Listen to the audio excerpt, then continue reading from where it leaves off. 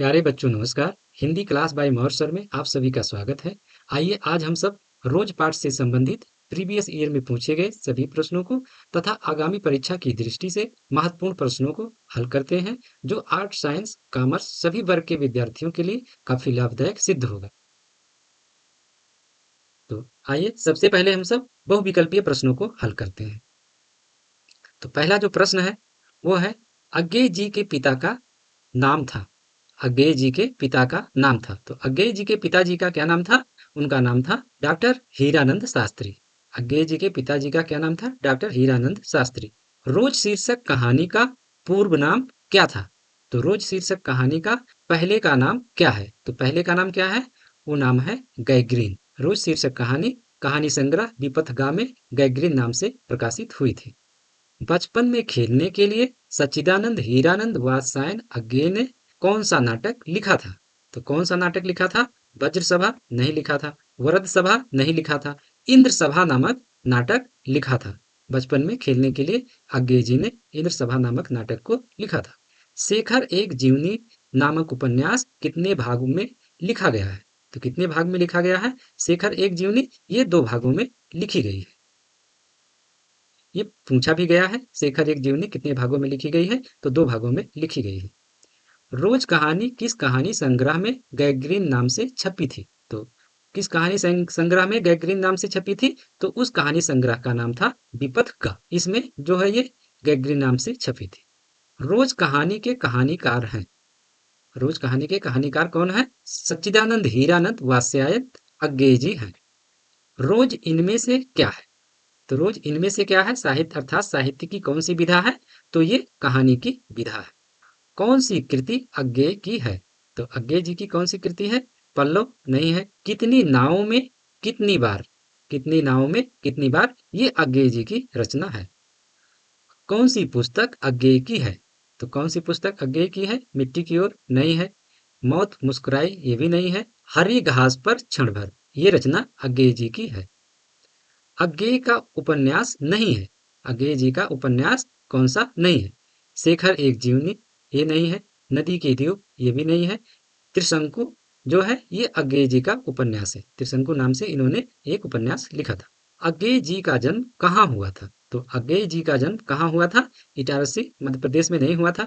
सिमरिया बेगूसराय बिहार में नहीं हुआ था। लमही वाराणसी उत्तर प्रदेश में नहीं हुआ था। कहाँ हुआ था? कसेया कुशीनगर उत्तर प्रदेश में हुआ था। अज्ञेय जी का जन्म कहाँ हुआ था?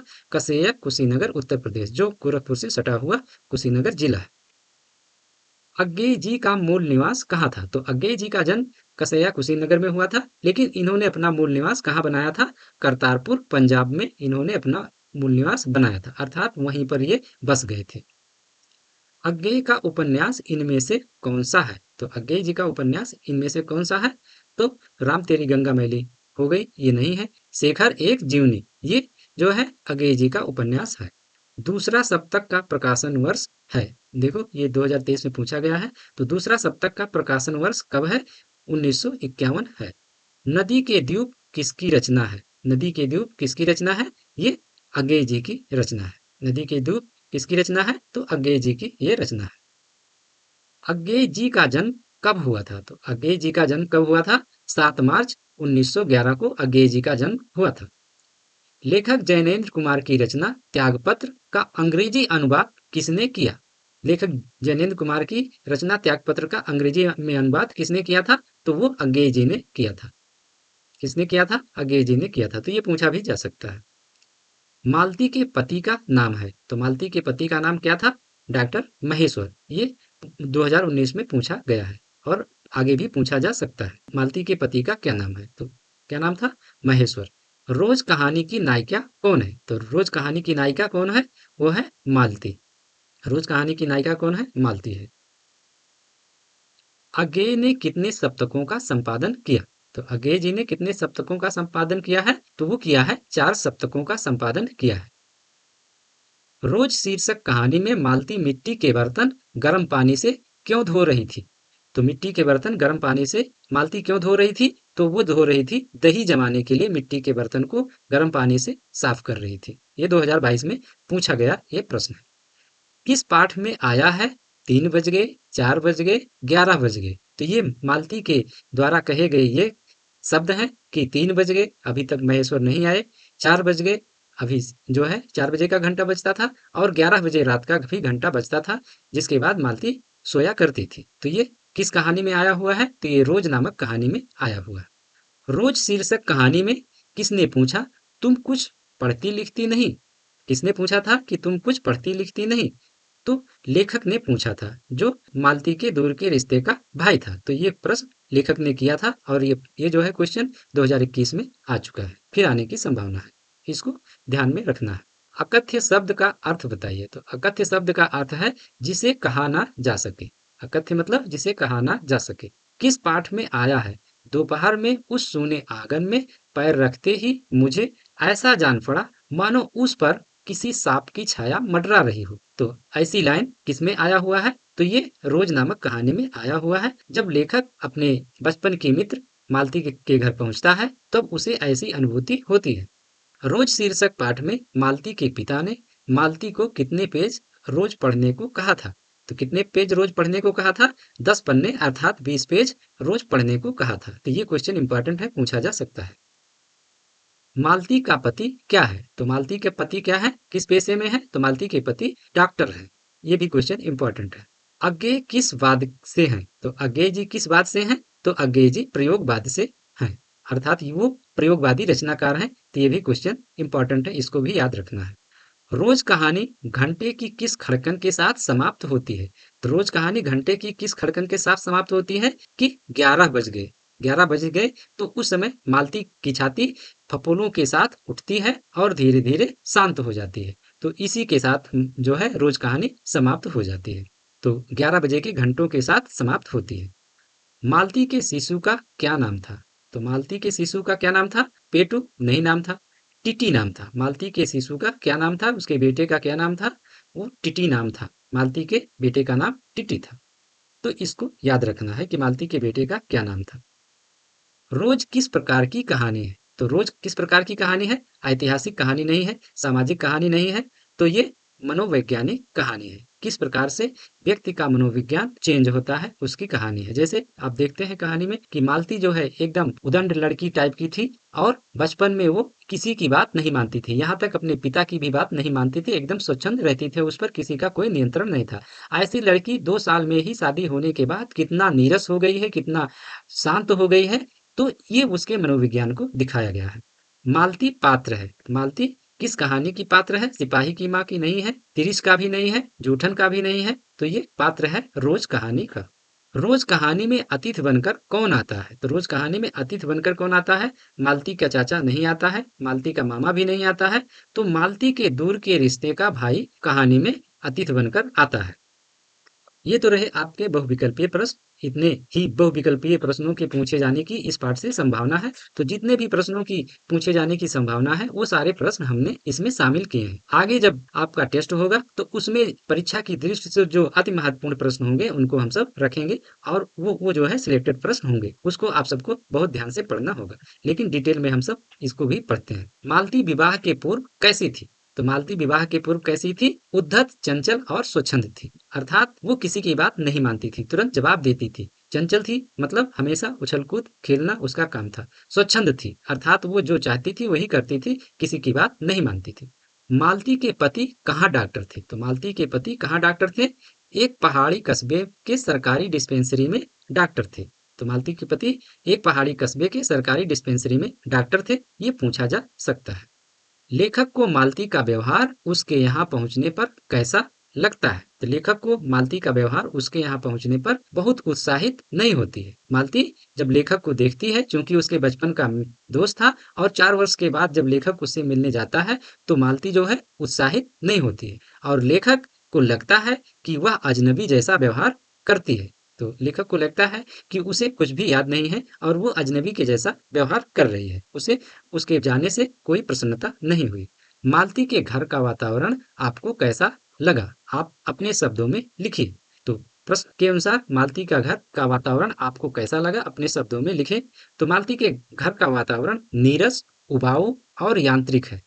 उसमें कहीं भी ताजगी, प्रफुल्लता या प्रसन्नता नहीं है। मालती में युवती वाला रस नहीं है। वह अपने बच्चे के साथ भी यंत्रवत व्यवहार करती है। शायद उसे पति से भी प्रेम नहीं है। वह अपने परिवेश तथा जीवन से पूरी तरह असंतुष्ट है।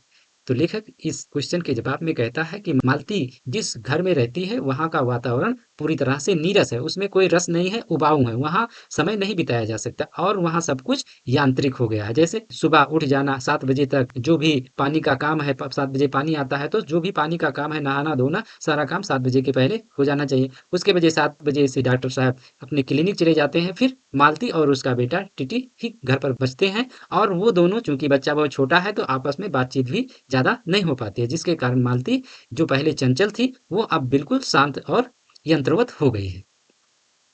दोपहर में उस सूने आंगन में पैर रखते ही मुझे ऐसा जान पड़ा मानो उस घर पर किसी सांप की छाया मंडरा रही हो। यह कैसी सांप की छाया है, वर्णन कीजिए। तो प्रश्न पूछा गया है कि जब लेखक पहुंचता है तो देखता है कि घर पूरी तरह से शांत है, क्योंकि वहां पर कोई रहता नहीं था, दो ही तीन ही लोग रहते थे, उसमें से भी डॉक्टर साहब सुबह 7 बजे चले जाते थे, फिर आते थे 3 बजे, फिर शाम को भी चले जाते थे 1 डेढ़ घंटे के लिए, तो अर्थात मालती लगभग अकेले ही रहती थी। शाम घिरने पर दो बातें होती हैं, एक तो प्रकाश निस्तेज होने लगता है और दूसरे अंधेरा घिरने लगता है। जब आदमी का जीवन हर्ष उल्लास से रहित होता है तब मन की उदासी परिवेश को भी उदास, बोझिल और फीका बना देती है। तो लेखक कहता है जिस तरह से शाम ढलने लगता है और सूर्य का प्रकाश निस्तेज होने लगता है और आदमी के जीवन में हर्ष और उल्लास जब नहीं रहता है तो यही चीजें उसके जीवन में होता है, अर्थात उसका जीवन भी निस्तेज और नीरस हो जाता है और उसमें उदासी छा जाती है, उसका जीवन बोझिल हो जाता है, ऐसा लेखक कहता है। शाम की यह उदासी मालती के परिवार की निस्तेज जीवन की छाया है। तो जो शाम की जिस तरह से उदासी छाती है, उसी तरह से मालती के जीवन में ये उदासी छा गई है। गैंग्रीन क्या है? गैंग्रीन क्या है? गैंग्रीन एक प्रकार का घाव है जिसमें सड़न की प्रवृत्ति होती है। यह प्रायः किसी विषाक्त कांटे चुभने या ऐसे ही किसी कारण से होता है। यह जिस अंग में होता है उसे काटकर शरीर से अलग कर दिया जाता है अथवा रोगी की जान चली जाती है। तो लेखक का कहना है कि गैंग्रीन ऐसी बीमारी है, ऐसी घाव का नाम है जो किसी विषाक्त कांटे के चुभने के कारण होता है और जब एक बार घाव बन जाता है तो फिर वो ठीक नहीं होता है। उसका एक ही इलाज है कि उस अंग को काट करके अलग कर दिया जाए शरीर से, ताकि वो उसका जो विष है और घाव है वो शरीर शरीर के आगे न बढ़ पाए, उससे आगे न बढ़े, इसलिए वहां से ही उसको काट कर अलग कर दिया जाता है और इसके ठीक होने की संभावना कम ही रहती है। आशय स्पष्ट करें। मुझे ऐसा लग रहा था कि इस घर पर जो छाया घिरी हुई है वह अज्ञात रहकर भी मानो मुझे भी बस में कर रही है। मैं भी वैसा ही नीरस निर्जीव सा हो रहा हूँ, जैसे, हाँ, जैसे यह घर, जैसे मालती।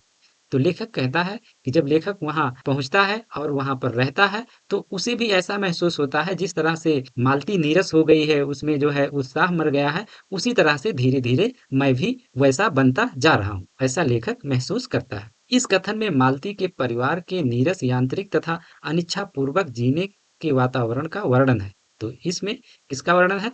मालती के परिवार की यांत्रिक तथा अनिच्छापूर्ण जीने के वातावरण का वर्णन है। इस वातावरण का प्रभाव लेखक पर भी पड़ता है। वह भी सन्नाटा, मनहूसियत और नीरसता अनुभव करने लगता है। तो लेखक भी चूंकि उससे बात मालती नहीं करती है, अगर मालती प्रसन्नता पूर्वक उससे बातें करती तो इस प्रकार की घटनाएं नहीं घटती। चूंकि मालती बात नहीं करती है, जो भी बात करती है, जितना वो पूछता है लेखक उतनी ही बातें करती है, वो भी अनमने ढंग से बात करती है, जिसके कारण लेखक को वो सन्नाटा लगता है, मनहूसियत लगता है, नीरसता का अनुभव लगता है, जिसके कारण उसे ऐसा लगता है कि जिस तरह से मालती को ये सांप की छाया घिरी हुई है और उसमें मालती समा जा रही है, उसी तरह से उसे भी, लेखक को भी वो छाया जो है अपने आगोश में ले रही थी। उसे लगता है कि जो वातावरण घर को निस्तेज कर रहा है वही उसे भी ग्रसित किए जा रहा है। तो ऐसा लेखक महसूस करता है। अभिप्राय स्पष्ट करें। मैंने देखा पवन में चीड़ के वृक्ष, किंतु उद्वेग में नहीं है। तो लेखक कहता है कि जैसे चीड़ का वृक्ष होता है, तो जब हवा चलती है तो वो पूरी तरह से इधर उधर लहराता रहता है, लेकिन जब लेखक देखता है कि जो चीड़ के वृक्ष हैं वो गर्मी के कारण सूख गए हैं और उनमें वो लहलहाहट नहीं है, तो लेखक अपनी अभिव्यक्ति इस तरह से दे मतलब प्रकट करता है कि जिस तरह से मालती के जीवन में किसी प्रकार का उल्लास नहीं है, उसी तरह से ये चीड़ के वृक्ष भी सूख करके एकदम नीरस हो गए हैं। इन्हीं को लेखक ने इन पंक्तियों में कहा है। इन पंक्तियों में वाह्य प्रकृति के साथ मालती की आंतरिक मनोदशा का साम्य प्रतीक रूप में दिखाया गया है। अर्थात प्रकृति की जो गोद में जो वृक्ष है उससे मालती के जीवन की तुलना की गई है। गर्मी से सूख कर मटमैले हुए चीड़ के वृक्ष मालती के सूखे जीवन को प्रतीकित करते हैं। अर्थात जिस तरह से चीड़ के वृक्ष सूख कर मटमैले हो गए हैं, उसी तरह से मालती का जीवन भी पूरी तरह से रस से नीरस हो चुका है। लेखक ने मालती के जीवन को अशांत अनुभव किया है, लेकिन उनमें ना तो करुणा है, ना उद्वेग है। तो लेखक ने मालती के जीवन को कैसा अनुभव किया? एकदम पूरी तरह से अशांत अनुभव किया। उसमें किसी प्रकार की शांति नहीं, किसी प्रकार का रस नहीं है और ना उसमें करुणा है, ना उसमें उद्वेग है। तो करुणा वहाँ पर दिखाई देता है जब उसका बच्चा गिर पड़ता है और लेखक कहता है कि अरे इसे चोट लगी होती, तो वो कहती है ये अक्सर गिरता ही रहता, अर्थात वो उसके प्रति उपेक्षा की दृष्टि से बताती है। इसीलिए उसमें एक दुखपूर्ण कोमलता का रूप अनुभव होता है। तो लेखक कहता है कि वो अंदर से दुखी है, लेकिन उसका मन कोमल है। ऐसा लेखक अनुभव करता है। यहाँ मालती के जीवन और चीड़ के वृक्ष की समानता द्वारा मालती के अशांत जीवन को सूचित करना लेखक का लक्ष्य है।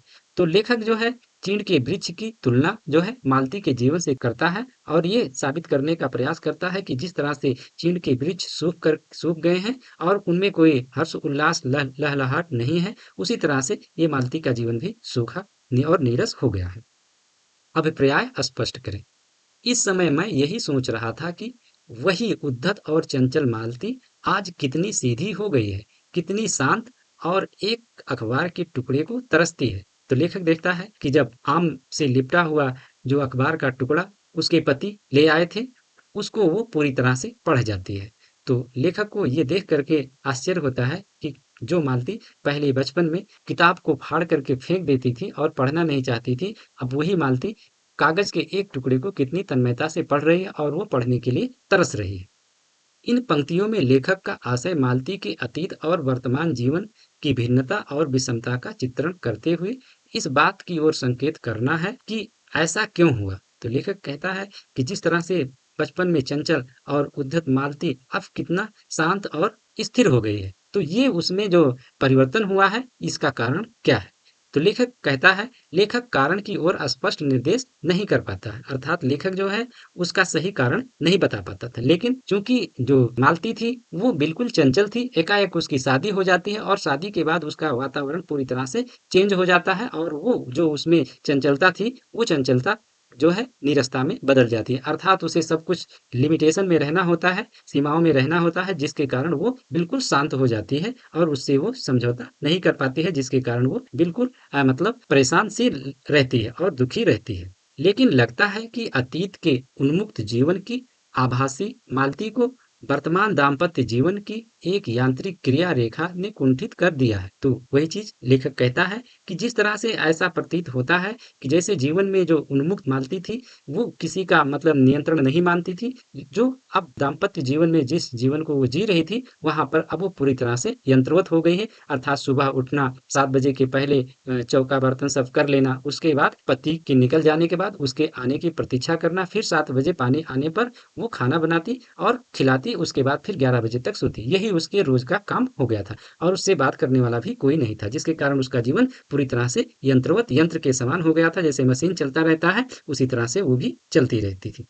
इस कुंठा के कारण समन्वय के अभाव में अपने भीतर संघर्ष करती हुई मालती धीरे धीरे तन और मन दोनों से दयनीय होती जा रही। तो इस समन्वय के अभाव में अर्थात मालती उससे समन्वय नहीं बैठा पा रही थी, जिसके कारण मालती धीरे धीरे कुंठा के कारण दयनीय स्थिति उसकी हो जा रही थी और वो कमजोर हो जा रही थी। 3 बज गए, 4 बज गए, 11 बज गए, कहानी में घंटे के इन खड़कनों के साथ साथ मालती की उपस्थिति है। घंटा बजने से मालती का क्या संबंध है? तो लेखक कहता है कि 3 बज गए, 4 बज गए, 11 बज गए, ये जो है बार बार ये घटनाएं आती हैं, क्योंकि वो घंटा लगा हुआ था और वो बजता था तो सुनाई पड़ता था। उसी को सुनकर मालती जो है समय का आभास करती थी। मालती का जीवन नीरस, उबाऊ और खिन्नता से भरा है, लेकिन समय पर वह हर काम करते जाने की यांत्रिक लाचारी साथ लगी है। तो लेखक कहता है कि मालती का जो जीवन है नीरस है, उबाऊ है, खिन्नता से भरा हुआ है, लेकिन समय के साथ चूंकि उसकी पारिवारिक जिम्मेदारी थी, इसलिए वो समय के साथ सारे कामों को करती थी। अब अमुक समय हो गया है, अतः यह काम करना है, भले ही इच्छा हो या नहीं। तो लेखक कहता है कि जिस तरह से एक यंत्र होता है कि वो टाइम पर अपने अनुसार चलता रहता है, उसी तरह से मालती का भी जीवन हो गया है कि 7 बज गया है, पानी आ रहा है तो बर्तन धोना है, बर्तन धोने की इच्छा है हो या ना हो, क्योंकि इच्छा ना होने पर भी धोना पड़ता है, क्योंकि पानी चला जाएगा तो फिर पानी नहीं मिलेगा। नहाना है तो 7 बजे के पहले नहा लेना, क्योंकि 7 बजे के बाद जो है पानी नहीं आएगा। तो इस तरह से लेखक कहता है कि सब कुछ यंत्रवत, मैकेनिकल हो गया है। मना स्थित काम और समय का यांत्रिक उपयोग, यही संबंध है मालती और घंटे के बजने में। तो लेखक कहता है कि मालती और घंटे के बजने में एकदम यांत्रिक संबंध हो गया है, अर्थात जब घंटा बजता है तब मालती समझ जाती है कि 7 बज गया है, अब पानी आने वाला है, या 8 बज गया है, अब पानी जा चुका है। तो इस तरह से उस हर चीज को उसके घंटे से जोड़ दिया जाता है, जिस तरह से मशीन में जितनी चाबी भरी जाती है उतना वो चलता है, या जो निर्देश उसे दिया जाता है उस निर्देश का पालन मशीन करता है। कहानी के आधार पर मालती के चरित्र के बारे में अपने शब्दों में लिखिए। रोज शीर्षक कहानी मध्यम वर्गीय भारतीय समाज में घरेलू स्त्री के जीवन और मनोदशा का चित्रण करती है। तो ये किस वर्ग की कहानी है? तो ये मध्यम वर्ग की भारतीय समाज की घरेलू स्त्री की कहानी है, उसकी मनोदशा का इसमें चित्रण किया गया। दैनिक जीवन की एक रास्ता कैसे धीरे धीरे स्त्री को तन और मन दोनों से बीमार बना देती है। तो दैनिक जीवन में जो एक रास्ता रहते, एक ही तरह का रोज का रोज काम करना रहता है, जिसके कारण उसका मन परिवर्तित नहीं हो पाता है और उसके कारण धीरे धीरे वो बीमार बन जाती है। इस बात को, इस मनोवैज्ञानिक प्रवृत्ति को या इस मनोवैज्ञानिक तथ्य को लेखक बताता है। इसका उदाहरण कहानी की नायिका मालती का चरित्र है। तो लेखक कहता है कि इस तरह से लेखक मालती के चरित्र को बनाता है ताकि वो समाज में जो चल रहा है, इस तरह से बहुत सारी स्त्रियों को ये सब करना पड़ रहा है, उस चीज को, उस मनोवैज्ञानिक दृश्य को लेखक इस कहानी के माध्यम से प्रकट करता है। रोज कहानी की मालती ने किताब का क्या किया? तो रोज कहानी की मालती ने किताब को क्या किया था? रोज कहानी की नायिका मालती ने किताब को पढ़ा नहीं। उसने क्या किया था? किताब को पढ़ा नहीं था। उसने रोज 10 पन्ने 20 पेज किताब का फाड़कर फेंक दिया था और अपने खेल में किसी भी भांति का फर्क ना पड़ने दिया था। तो लेखक ने लिखा है कि मालती को उसके पिता ने किताब दिया था और कहा था इसके 10 पन्ने अर्थात 20 पेज रोज पढ़ना, और 1 हफ्ते बाद मैं देखूंगा कि तुमने इसे समाप्त किया कि नहीं। तो मालती ने किस प्रकार से समाप्त करना शुरू कर दिया? उसके 10 पेज रोज फाड़ फाड़ कर फेंकना शुरू कर दिया। 20 पेज और 10 पन्ने रोज फाड़ फाड़ कर फेंकने लगी। और जब उसके पिताजी ने पूछा कि तुमने किताब समाप्त किया कि नहीं, तो उसने कह दिया कि हाँ, मैंने किताब समाप्त कर दिया है। मैंने उसे पढ़ा नहीं, फाड़ कर फेंक दिया और मैं पढ़ूंगी भी नहीं। इतना उद्धत और चंचल थी, अर्थात वो किसी का नियंत्रण मानने वाली लड़की नहीं थी। लेकिन वही लड़की जो है 2 साल के बाद ही कितना शांत और नीरस हो गई थी। यह कहानी गैंग्रीन शीर्षक से भी प्रसिद्ध है। दोनों शीर्षकों में कौन सा शीर्षक आपको अधिक सार्थक लगता है और क्यों? तो प्रश्न है कि गैंग्रीन शीर्षक और रोज शीर्षक में से कौन सा शीर्षक आपको अधिक सार्थक लगता है, और अगर लगता है सार्थक तो क्यों लगता है? सच्चिदानंद हीरानंद वात्स्यायन अज्ञेय रचित विपथ का कहानी संग्रह के 5वें संस्करण में यह कहानी गैंग्रीन शीर्षक से प्रकाशित हुई थी। तो जो सच्चिदानंद हीरानंद वात्स्यायन अज्ञेय जी की जो कहानी संग्रह है विपथ का, उसके ये 5वें संस्करण में यह कहानी गैंग्रीन नाम से प्रकाशित हुई थी। पहाड़ पर रहने वाले व्यक्तियों को कांटा चुभना आम बात है, परंतु उनकी लापरवाही के कारण वह पैर में चुभा हुआ कांटा एक बड़ा जख्म की शक्ल ले लेता है, जिसे बाद में उसका इलाज सिर्फ पैर काटना ही है। तो लेखक कहता है कि जो पहाड़ी क्षेत्र के लोग होते हैं, वहाँ कुछ ऐसे जहरीले कांटे पाए जाते हैं जो उनके यदि पैरों में चुभ जाता है, अगर कोई लापरवाही करता है तो वो कांटा जख्म बना देता है और जख्म धीरे धीरे बढ़ता जाता है। अगर उसका पैर काटा नहीं जाता है तो वो ठीक नहीं होता है, और उसका एकमात्र इलाज है कि पैर में अगर चुभा है तो पैर को काट दीजिए। कांटा चुभने के बाद का जख्म ही गैंग्रीन है। तो लेखक कहता है जो कांटा चुभ जाता है और चुभने के बाद जो घाव हो जाता है वही गैंग्रीन है। कहानी में गैंग्रीन डॉक्टर महेश्वर के साथ ही आता है और उन्हीं तक सीमित भी है। तो लेखक ने इसमें लिखा है कि जो गैंग्रीन नाम का शब्द है वो लेखक के साथ ही इसमें आता है, और लेखक के साथ ही अर्थात डॉक्टर महेश्वर के साथ ही इसमें आता है, और डॉक्टर महेश्वर के साथ ही वो गैंग्रीन नाम समाप्त हो जाता है और किसी के साथ वो गैंग्रीन नाम जुड़ा हुआ नहीं है। डॉक्टर रोज रोज गैंग्रीन से पीड़ित का इलाज उसका पैर काटकर करते हैं। तो डॉक्टर साहब रोज रोज गैंग्रीन से पीड़ित लोगों का इलाज कैसे करते हैं? तो उनके पैर काटकर, अगर हाथ में चुभा है तो हाथ काटकर उनका इलाज करते हैं। यह घटना उन्हीं तक सीमित रहती है और कहानी पर अपना ज्यादा प्रभाव नहीं छोड़ती है। इस कहानी रोज द्वारा एक दाम्पत्य जीवन के राग बिराग जीवन की एक रास्ता, घुटन संतरास यंत्रवत जीवन, बच्चे का रोज रोज पलंग से गिरने के कारण, माँ की एक पुत्र के प्रति संवेदना, रोज एक ही ढर्रे पर चलती मालती की उबाऊहट भरी दिनचर्या ध्वनित होती है। तो लेखक ने लिखा है इसमें कि ये जो कहानी है इसमें रोज शब्द बार बार आया हुआ है। जैसे रोज दाम्पत्य जीवन का राग बिराग, मतलब जो उसकी शादी हुई थी तो रोज कुछ ना कुछ उसमें राग बिराग चलता रहता था। जीवन की एक रास्ता अर्थात रोज उसमें जीवन की एक यंत्रवत जीवन की एक रास्ता थी। रोज जो उसका बच्चा था टिटी, वो रोज पलंग से गिर पड़ता था और इस प्रकार से ढेर सारी घटनाएं अक्सर हुआ करती थी, रोज रोज हुआ करती थी। तो इस चीज का इसमें वर्णन किया गया है। साथ ही इस कहानी का उद्देश्य एक युवती मालती के यांत्रिक वैवाहिक जीवन के माध्यम से नारी के यंत्रवत जीवन और उसके सीमित घरेलू परिवेश में बीतते उबाऊ जीवन को भी चित्रित करना है। तो लेखक ने इस कहानी में बहुत सारी चीजें युवती के बारे में या मालती के बारे में लिखा है, किस तरह से उसका जीवन यंत्रवत हो गया था और उस यंत्रवत जीवन के जो है मनोवैज्ञानिक दृष्टिकोण को ध्यान में रखते हुए लेखक ने इस पाठ में दिखाया है कि किस परिवेश में वो रहती थी। मालती के घर का वातावरण कैसा है? तो मालती के घर का वातावरण कैसा है लेखक को लगता है? रोज शीर्षक कहानी में प्रख्यात साहित्यकार अज्ञे जी ने एक मध्यम वर्गीय परिवार के अकथ्य बोझिल और प्रकंपमय वातावरण को बड़ी चतुराई से शब्दों में ढाला है। कहानी की नायिका मालती अपने डॉक्टर पति के साथ रहती है। तो कहानी की नायिका अपने परिवार के साथ रहती है और उसके पति जो है वो एक डॉक्टर थे और उसका एक बेटा था।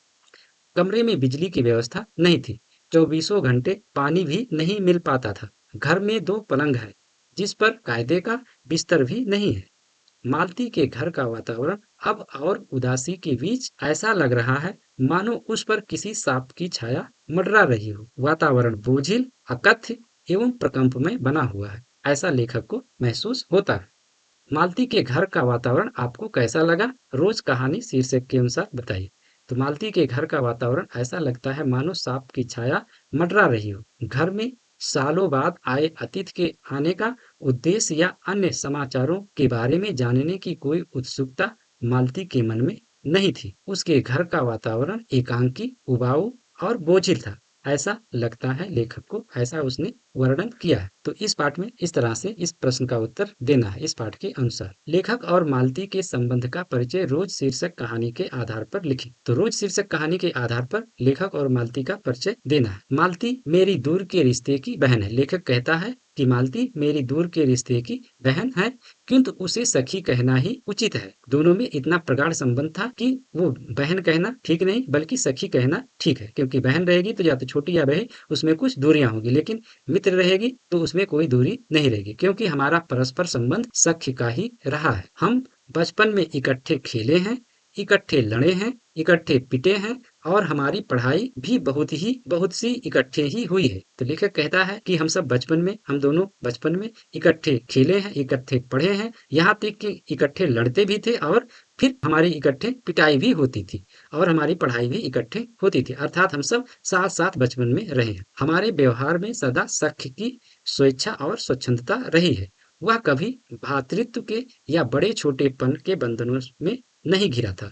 तो लेखक कहता है कि हम दोनों कभी जो है भ्रातृत्व के या बड़े छोटेपन के बंधनों से घिरे नहीं थे, हम में साख्य संबंध था, अर्थात हम दोनों समान थे, ऐसा लेखक कहता है। तो यहाँ पर जो भी इम्पोर्टेंट प्रश्न थे आगामी परीक्षा की दृष्टि से, उस पर हम सबने चर्चा किया, अच्छे से पढ़ा। आशा करते हैं कि आप इससे संतुष्ट होंगे। तो आप सब इस चैनल को लाइक करें, सब्सक्राइब करें। आप सभी को बहुत बहुत धन्यवाद। हिंदी की जय, जय भारत।